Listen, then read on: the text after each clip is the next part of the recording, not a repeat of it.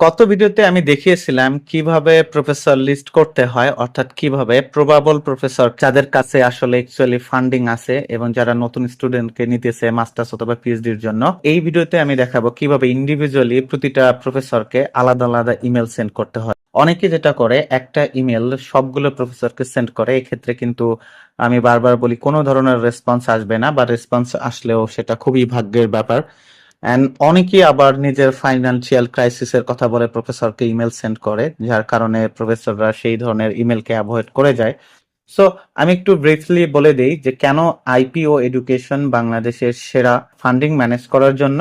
যে আমরা জাস্ট প্রতিটা সিঙ্গেল স্টুডেন্টের জন্য সর্বোচ্চ চেষ্টা করি, যেখানে অন্যান্য এজেন্সিরা জাস্ট কয়েকটা ইউনিভার্সিটি এক্সপ্লোর করে এবং ওখানে কয়েকটা প্রফেসরকে জাস্ট কিছুদিন ধরে ফলো আপ ইমেল পরে যদি কোনো চান্স না থাকে বা ইনটেকটা চলে যায়, দেন তারা স্টুডেন্টকে বলে সরি আপনার প্রোফাইলে এটা হবে না, বা আপনি স্কলারশিপের জন্য হবেন না, আপনাকে এই রিসার্চ ওই রিসার্চ কিউ1 লেভেলের পাবলিকেশন এগুলো লাগবে। বাট আইপিও এডুকেশন এইগুলো করে না এবং একজন স্টুডেন্টের জন্য সর্বোচ্চ চেষ্টা করে। সো আমাদের একজন ক্যান্ডিডেট, এই ক্যান্ডিডেটের জন্য আমরা ইউএস এর প্রফেসরের জন্য ইমেল রেডি করেছি, এন্ড প্রতিটা প্রফেসরকে ইন্ডিভিজুয়ালি ইমেল সেন্ড করব। প্রতিটা ইমেলের সাবজেক্ট এবং বডি আলাদা আলাদা, এবং প্রতিটা ইমেলের বডি প্রফেসরের রিসার্চের সঙ্গে অ্যালাইন করা। অর্থাৎ আমরা যখন প্রফেসর ফাইন্ড আউট করি বা লিস্ট করি, তখন প্রফেসরের অ্যাক্টিভ রিসার্চ কি আছে সেটাও আমরা লিস্ট করে নেই। অ্যান্ড দেন স্টুডেন্টের সিভির সঙ্গে, আই মিন প্রিভিয়াস একাডেমিক ব্যাকগ্রাউন্ডের সঙ্গে প্রফেসরের রিসার্চটা অ্যালাইন করে এই ইমেলগুলো লেখা হয়। এবং এক্ষেত্রে আমাদের 10টা ইমেল সেন্ড করলে আমরা 6 থেকে 7টাই রেসপন্স পেয়ে থাকি।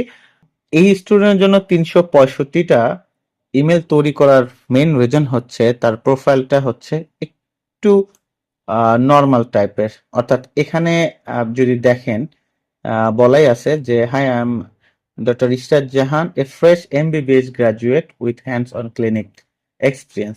ঠিক আছে।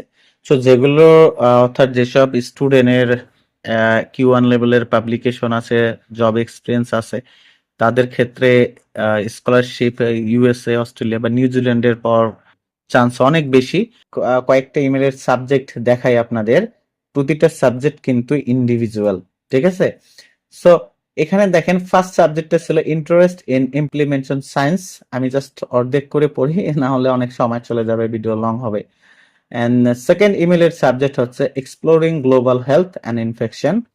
অ্যান্ড থার্ড ইমেলের in biostatistic and clinical epidemiology. And ফোর্থটা হচ্ছে interest in environmental and occupational exposure. And যদি ফাইভেরটা পড়ি তাহলে হচ্ছে interest in gene environment interaction.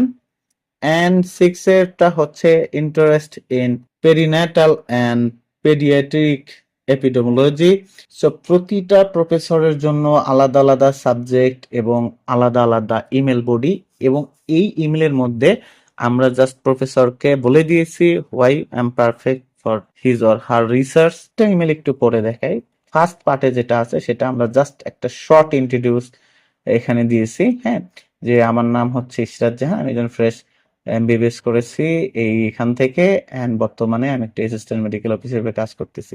দেন যেটা ইম্পর্টেন্ট পার্ট, যেটা আপনাদের অবশ্যই করতে হবে, যে প্রফেসরকে বলতে হবে যে আমি আপনার এই রিসার্চটার জন্য আগ্রহী। Then I am writing to express my strong interest in your research on global health and implementation science focused on maternal and child health outcomes. দেন এখানে বলা হয়েছে যে আই গেইন এক্সটেন্সিভ এক্সপিরিয়েন্স, অর্থাৎ এখানে আমরা জাস্ট পুরো ইমেল জুড়ে বলেছি যে আমি আর কি কি আসলে এক্সপিরিয়েন্স আছে, so that I am perfect তার রিসার্চের জন্য। সো যখন প্রফেসর এই বিষয়গুলো পড়বে এবং তার যদি আসলেই নিউ স্টুডেন্ট দরকার হয় তাহলে তিনি 100% নক করবে, এটা আমরা sure.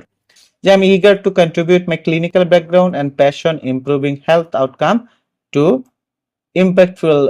to your impactful work in community-based intervention. I have attached my CV for your review. I would be grateful for any information regarding potential TA or RA or funded opportunities, and would welcome the chance for a short meeting or virtual interview to discuss how my experience align with your research. ঠিক আছে। So প্রতিটা প্রফেসরকে কিন্তু এভাবেই আলাদা ভাবে বলা আছে। এই ভিডিওর মধ্যে আমি আপনাদের বলবো যারা আসলে এই ধরনের ইমেল লিখতে পারেন না তারা অবশ্যই কমেন্ট করবেন। নেক্সট ভিডিওর মধ্যে আমরা দেখাবো কিভাবে এই ধরনের কোয়ালিটিফুল ইমেল লিখবেন। এন্ড আপনারা যারা এই ধরনের ইমেল লিখতে পারতেছেন না অথবা প্রফেসর লিস্ট করতে পারছেন না বাট বাইরে যেতে চান, তারা চাইলে আমাদের সঙ্গে অবশ্যই যোগাযোগ করতে পারেন। আইকিউ এডুকেশন খুবই রেসপন্সিবিলিটি নিয়ে এই কাজগুলো করে থাকে এবং আমাদের email quality, professor list, university short list করার থেকে হয়তো বুঝতে পারছেন আমরা কতটা অ্যাক্টিভলি এবং কেয়ারফুলি এই কাজগুলো করে থাকি। এবং আমাদের ফার্স্ট রেসপন্সিবিলিটি হচ্ছে স্টুডেন্টকে একটা ফান্ডিং ম্যানেজ করে দেওয়া, এটা যতটা টাইম লাগুক। আমরা অন্যান্য এজেন্সির মতো কাজ করি না, জাস্ট দুই একটা ইউনিভার্সিটি আর কিছু প্রফেসরকে ইমেল সেন্ড করে জাস্ট স্টুডেন্টকে বলে দেবো যে সরি আপনি এই স্কলারশিপ পাবেন না, বা সুপারভাইজার অনেক টাফ, আপনার আরো এই এক্সপিরিয়েন্স লাগবে ওই এক্সপিরিয়েন্স লাগবে, এটা না। সো আপনারা যারা আগ্রহী তারা আমাদের কাছে একটা আপনাদের সিভি ড্রপ করতে পারেন। আমরা শর্ট অ্যাসেসমেন্ট করে দেখবো যে আসলে ইউএসএ অথবা ইউরোপের কোন কান্ট্রি, অস্ট্রেলিয়া অথবা নিউজিল্যান্ডের জন্য আপনার পারফেক্ট কিনা। সো যাদের সিজিপিএ 3.5 এর উপরে আছে, কোনো পাবলিকেশন আছে অথবা জব এক্সপিরিয়েন্স আছে, তারা অবশ্যই যোগাযোগ করতে পারেন। ইনশাল্লাহ খুব ভালো আউটকাম আমরা নিয়ে আসতে পারবো, আমাদের প্রিভিয়াস এক্সপিরিয়েন্স অনেক ভালো। সো এখানে আমাদের প্রতিটা স্টুডেন্ট যদি দেখেন, অনেকগুলো স্টুডেন্ট এখানে এনলিস্ট করা আছে এবং প্রতিটা স্টুডেন্টের জন্য আমরা কিন্তু সেম আলাদা আলাদা ভাবে তৈরি করেছি। হ্যাঁ, এন্ড এখানে অনেকগুলো প্রফেসরের খুবই ভালো রেসপন্স আছে এবং অনেকগুলো স্টুডেন্ট অলরেডি ফান্ডিং ম্যানেজ হয়ে গেছে, কেউ চলে গেছে, ওয়েটিং এ আছে। সো যারা নিজে নিজে করতে পারবেন না তারা চাইলে আমাদের হেল্প নিতে পারবেন। আমরা সবগুলো কাজ খুব দায়িত্বের সঙ্গে করে থাকি।